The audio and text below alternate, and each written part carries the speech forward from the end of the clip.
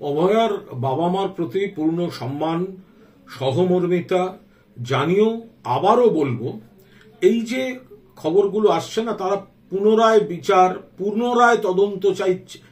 মানে কি, কলকাতা পুলিশ আপনারা চাইলেন, তারপর সিবিআই এসে দেখা গেল কলকাতা পুলিশের তদন্ত ঠিকভাবে চলছিল।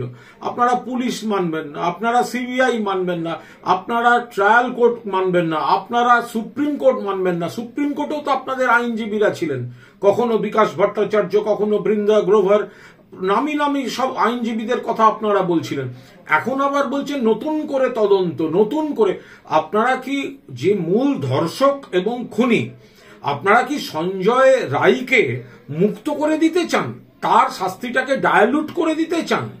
আপনারা এই নতুন তদন্ত একটা কাল্পনিক একটা বিষয়, বিরোধীরা যেগুলো বিভ্রান্তি ছড়াতে বলছে, সেইগুলোকে আপনারা নিজেরা নিজেদের মুখে বসিয়ে বিরোধীদের রাজনৈতিক স্বার্থ চরিতার্থ করছেন কেন? আপনাদের মেয়ের ওপর যে অত্যাচার হয়েছে তার অপরাধীকে কলকাতা পুলিশ ধরেছে, সিবিআই তদন্ত করেছে, শাস্তি হয়েছে। তার বদলে আপনারা যেটা করছেন, আপনাদের বক্তব্য, বিবৃতি সকাল বিকেল বদলায়। কেন এই জিনিসটা আপনারা করছেন, দয়া করে বিবেচনা করে দেখবেন।